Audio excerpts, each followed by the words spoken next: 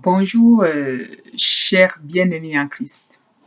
Nous nous retrouvons aujourd'hui pour partager ensemble mon témoignage des merveilles que notre Seigneur Jésus-Christ fait dans ma vie de tous les jours, de chaque jour, de son amour, les merveilles de son amour, les merveilles de sa présence au milieu de nous, en nous et tout autour de nous. Nous allons nous mettre d'abord en présence du Seigneur pour lui rendre grâce et après nous allons commencer ce témoignage. Merci éternel Dieu de miséricorde de nous avoir fait la grâce Père de pouvoir venir aujourd'hui au-devant de toi au travers de cette vidéo Père pour témoigner Père éternel de ton amour immense, incommensurable pour nous. Père éternel, permets qu'au travers de ce témoignage Père, que les cœurs de tes enfants soient touchés de par le monde afin que beaucoup de tes enfants reviennent sur le chemin, la vérité et la vie. Père, nous te rendons grâce, Père, nous te disons merci. Disons merci à ton Fils bien-aimé, notre Seigneur et Sauveur Jésus-Christ. Disons merci à l'Esprit Saint du Père et du Fils qui vit et habite en nous. Amen. Au nom du Père, du Fils, du Saint-Esprit. Amen. Alors, bien-aimés en Christ, aujourd'hui, notre témoignage va se porter sur la pensée. Le péché de la pensée. Je vais toujours me baser sur ma propre expérience, mon propre témoignage pour vous apporter un éclairci de ce que j'ai appris, de ce que le Seigneur m'a appris, de ce que l'Esprit Saint m'a révélé, de ce que je sais. Alors, bien-aimé en Christ, me voici, me croyant déjà très avancé spirituellement, bien entendu, me pensant pousser des ailes, me pensant dans l'intimité absolue de notre Seigneur et Sauveur Jésus-Christ. Voilà que le Seigneur met en évidence devant ma face un péché dans lequel j'étais toujours accrochée. Malgré mon union avec le Seigneur, malgré ma relation intime avec lui, ce péché était toujours en moi. Bien entendu, je n'avais même pas conscience que ça en était un. Donc, mais le Seigneur Jésus, comme on le sait, comme il nous l'a fait comprendre, que la conversion, finalement, c'est, comme on le dit toujours, c'est marche après marche jusqu'au ciel. Donc, on se convertit chaque jour de nos vies. On apprend à se rapprocher de Dieu, en fait. Alors, bien-aimé en Christ, voilà que j'avais ce péché-là qui était très ancré en moi, le péché de la pensée. Alors, je soupçonnais toujours le mal, je voyais toujours le mal partout, en tout, surtout. Alors, j'étais toujours en proie à soupçonner les autres de ci, de ça, même à interpréter les pensées des autres. Parce que l'autre m'a regardé comme ça, donc ça veut dire que voilà ce qu'il pense, voilà ce qu'il dit. Finalement, à penser même à la place des autres. Mais la plupart du temps, ces pensées n'étaient pas bonnes. C'était des pensées négatives, c'était des pensées méchantes. À soupçonner, voilà, les autres de tel ou tel péché, tel ou tel mal. Et ça, c'est depuis, je veux dire, depuis mon enfance. J'ai grandi avec ce péché-là, ce péché de la pensée. Et puis, comment est-ce que le Seigneur va me rattraper tout récemment? Alors, déjà, ça va commencer avec un frère. Je vais soupçonner le frère de détournement des documents d'un autre frère. Et ce soupçon-là va me conduire à faire finalement de cette pensée-là, cette pensée négative, cette mauvaise pensée, va au fil du temps dans ma tête devenir réelle. Voilà. Je vais faire de cette pensée une réalité. Et cette réalité, je vais commencer à la raconter. Voilà. Donc, pensée médisance, pensée calomnie, Voilà, parce que la pensée nous amène forcément à la médisance, nous amène forcément à la calomnie. Voilà. Et puis, je commence à calomnier le frère. Et puis, un beau jour, alors que j'avais fini de calomnier le frère auprès de quelques amis, il y a, quand je reviens et que je me mets en présence du Seigneur pour élever vers lui mon intention de prière, là, l'Esprit de Dieu m'interpelle et le Seigneur me fait clairement comprendre que la calomnie, la médisance ne peuvent pas rentrer dans son royaume, voilà, ne font pas partie de lui. Et quand on s'identifie à lui, on ne doit pas être dans des pensées négatives, être dans ce schéma de vie. Voilà, ça ne reflète pas la gloire de Dieu. Bien au contraire, hein, ça nous maintient quelque part dans notre état pécheresse et ça nous empêche de nous élever encore plus vers Dieu.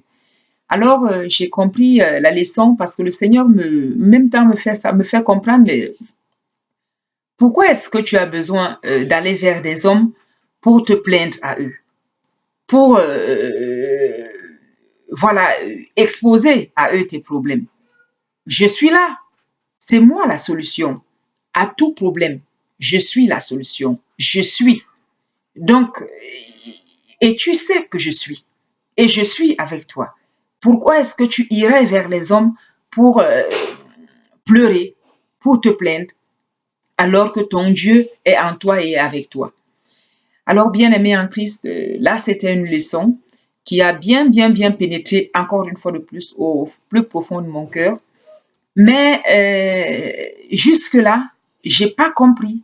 J'ai pas compris la clé. La clé que le Seigneur Jésus voulait me donner, cette clé de ce qui me poussait en fait à traîner dans cet état pécheresse qui était ma pensée. Voilà. Et que c'est cette pensée-là qui était en fait à l'origine de tout autre, voilà, qui me plongeait dans tout autre péché. Voilà. À partir du moment où le péché de la pensée se mettait en place, alors ça s'enchaînait. Et je tombais dans la médisance, je tombais dans la calomnie, je tombais dans. Alors, mais j'ai pas saisi, j'ai pas très bien saisi ce jour-là la profondeur hein, de ce que le Seigneur, de la révélation que le Seigneur m'avait faite. Alors, bien aimé en Christ, bien entendu, des jours vont passer, je dirais même peut-être des semaines, et puis je vais commencer à soupçonner une sœur en Christ de commettre le péché du blasphème contre l'Esprit Saint, qui est le seul péché qui est impardonnable. Alors, je vais commencer à soupçonner cette sœur en Christ d'être, voilà, de commettre ce péché-là, du blasphème à l'Esprit Saint. Et puis, cette pensée-là va une fois de plus prendre forme, va une fois de plus devenir réalité. Une fois de plus, je vais encore me mettre à aller voilà, vers des autres sœurs en Christ, frères en Christ, sœurs en Christ, accuser, voilà, accuser l'autre, accuser cette sœur en Christ de ce péché de blasphème contre l'Esprit Saint. Et à nouveau, je suis encore dans la médisance, je suis encore dans je suis encore dans la calomnie, je suis encore à nouveau, hein, je suis encore à nouveau plongée dans cet état de péché dans lequel le Seigneur Jésus, quelques semaines plus tôt, m'a révélé. Mais n'ayant pas compris la profondeur de ce que le Seigneur était en train de me faire comprendre, c'est-à-dire que la racine de ce qui m'entraînait finalement à enchaîner les péchés et à maintenir ma personne dans cet état pécheresse qui était la pensée, ma pensée. J'avais pas encore saisi.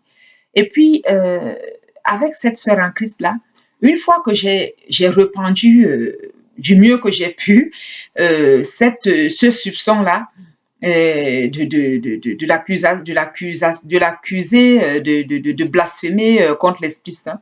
Une fois que j'ai fini de en fait, de calomnier, de le rependre quelque part, je n'aurai pas néanmoins le courage. Voilà.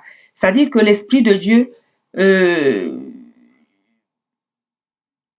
tel que le Seigneur nous l'enseigne dans sa parole, si tu es fâché contre ton frère, si tu as quelque chose à reprocher à ton frère, appelle ton frère, appelle un autre membre de la communauté, un ou deux témoins, et dis à ton frère ce dont tu lui, voilà, ce qui t'irrite en sa personne. Et puis, vous arrangez le problème s'il y en a un, et puis vous faites la paix, et puis tout continue. Mais non, j'ai pas fait selon ce qui est écrit dans la Bible, non. Une fois de plus, voilà, je continuais parce que pour moi, ce n'était même pas en quelque sorte, je n'avais même pas pris conscience que cette pensée négative, mauvaise, cette pensée diabolique, finalement, me maintenait. C'était un péché, un très grand péché, parce que de ce péché de la pensée, de cette pensée négative, méchante, mauvaise, je tombais finalement dans la haine, hein. Je tombais finalement dans la colère, je tombais finalement dans la médisance, je tombais finalement dans la calomnie, ainsi de suite, ainsi de suite. Et même, c'est la raison pour laquelle le Seigneur nous dit même dans sa parole que le commandement qui nous parle de l'adultère, voilà, tu ne commettras point d'adultère. Quand le Seigneur nous dit, moi je vous dis en vérité que le simple fait de regarder cette personne avec cette pensée de convoitise, tu as déjà commis l'adultère. Donc, c'est-à-dire que je prends conscience, en fait, de l'importance que notre pensée, c'est-à-dire que de ce que la pensée, de l'état dans lequel une pensée peut nous entraîner, voilà, peut nous entraîner à la désobéissance, peut nous entraîner à la haine, peut nous entraîner au meurtre, peut nous entraîner à plein d'autres péchés qui finalement vont nous plonger dans l'abîme. Alors, bien-aimé en Christ, j'ai pas osé aller vers cette sœur en Christ, lui parler de ce dont je lui soupçonnais. Je dis bien soupçonner, ma pensée soupçonnait que, alors que ça n'était pas, c'était pas la réalité. Mais j'en avais fait une, de par ma pensée. Alors, j'ai pas osé aller vers elle. Et puis, à un moment donné, l'Esprit de Dieu m'a quand même permis de prendre conscience, voilà, que ce que je pensais n'était pas forcément la réalité. Et que quand bien même ce serait la réalité, que cette sœur en Christ serait face à cet état de péché, il ne revient pas à moi de juger cette sœur en Christ. Il ne revient pas à moi de condamner cette sœur en Christ. Il ne revient pas à moi comment dire, voilà, d'agir à la place de Dieu. Non, Dieu, qui est notre Père, connaît les pensées, les actes et tout ce qui renferme notre personne. Il sait ce que nous faisons de bien comme de mal et il répond à chacun selon ses œuvres. Selon ses œuvres. Maintenant, si ça nous tient tellement à cœur de dire à notre frère, à notre sœur, que voilà, le chemin que tu suis n'est pas agréable à Dieu, il faut le lui dire en face. Il faut le lui dire en face avec l'amour de Dieu. Il faut le lui dire en face dans l'amour de Dieu et non pas en lui pointant un doigt accusateur. Alors, bien-aimé en Christ, donc dans ma faiblesse de chair, j'ai pas osé aller vers cette personne-là. Et puis, quand l'Esprit de Dieu m'a révélé, voilà, que ce que je faisais, une fois de plus, ne glorifiait pas son nom. Au contraire, ça divisait son assemblée. Je dois être celle qui rassemble. Parce que notre Dieu, c'est un Dieu de paix, c'est un Dieu d'amour, c'est un Dieu de bonté, c'est un Dieu de pardon. Et donc, si nous nous identifions à Dieu, nous devons aussi être paix, nous devons aussi être amour, nous devons aussi être pardon, nous devons aussi être unité. Et donc, l'Esprit du Seigneur m'a fait cette grâce de pouvoir me rendre compte que non, ce cheminement que j'étais en train de prendre ne glorifiait pas le nom de notre Seigneur. Alors, un beau jour, alors que j'étais en train d'élever encore vers l'Éternel ma prière, l'Esprit de Dieu me fait comprendre qu'il fallait que j'aille vers cette sœur-là, lui demander pardon. Voilà. Avouer d'abord, avouer le mal que je lui ai fait, et puis lui demander pardon. Et puis là, ben, je réponds au Seigneur, mais Seigneur, cette bonne personne-là n'est même pas au courant, elle n'est même pas au courant que je l'ai soupçonnée de blasphème contre l'Esprit Saint. Alors, donc, à partir du moment où elle n'est pas au courant, moi, j'ai pris conscience par ta grâce que j'étais en état de péché et puis j'ai imploré ton pardon. Tu m'as pardonné et puis j'ai compris que ma pensée me condamnait. Et puis, par ta grâce, je vais abandonner ce schéma de pensée négative, méchante, mauvaise vis-à-vis de mes frères et sœurs et puis penser selon ta volonté, penser, avoir cette pensée, cette bonne pensée, Seigneur, que tu nous demandes à avoir vis-à-vis de nous-mêmes, vis-à-vis des personnes qui nous entourent. Alors, l'Esprit me répond que non. Certes, tu as pris conscience, tu as compris, tu es sur le bon chemin, mais néanmoins, il faut réparer ce que tu as fait. Il faut réparer ce que tu as fait. Alors là, je peux vous dire que, alors, bien-aimé en Christ, c'était un coup. C'était un coup parce que aller comme ça devant quelqu'un, lui dire, ben, tiens, je viens te demander pardon parce que j'ai... Oh, c'était difficile. C'était difficile, mais en même temps, les yeux de Dieu étaient sur moi. Hein. Les yeux de Dieu étaient sur moi. Notre Seigneur Jésus était là. Donc, fallait faire selon la volonté de Dieu. Alors, j'ai pris mon courage à deux mains. Je suis allée vers cette sœur-là. Et puis, j'ai confessé ma pensée. Et en même temps, j'ai demandé pardon. Et cette sœur-là était choquée. Elle était choquée. Et elle m'a pardonné. Elle m'a dit, je te pardonne, mais jamais je n'aurais pu faire de telles choses. Comment tu as pu penser cela de moi? Et elle me dit, mais néanmoins, j'ai remarqué depuis un certain temps que tu ne disais plus bonjour, que tu ne t'approchais plus de moi, et que tu me regardais, tu avais un regard négatif, méchant à mon égard. Et je me posais la question à moi-même, qu'ai-je donc fait à ma sœur en Christ pour qu'elle soit si distante de moi, si loin de moi, pour qu'elle soit, voilà, pour que je ressente autant d'irritation, autant de, voilà, qu'elle n'est pas, elle n'est pas avec moi. Voilà, elle l'a ressenti, mon malaise, elle a ressenti que voilà, que je ne l'appréciais plus, si on veut bien. Et moi, je n'ai pas su qu'elle l'avait ressenti. Et elle me dit, mais j'ai pas osé venir vers toi pour te demander, mais que t'ai-je donc fait pour que tu sois si froide à mon égard?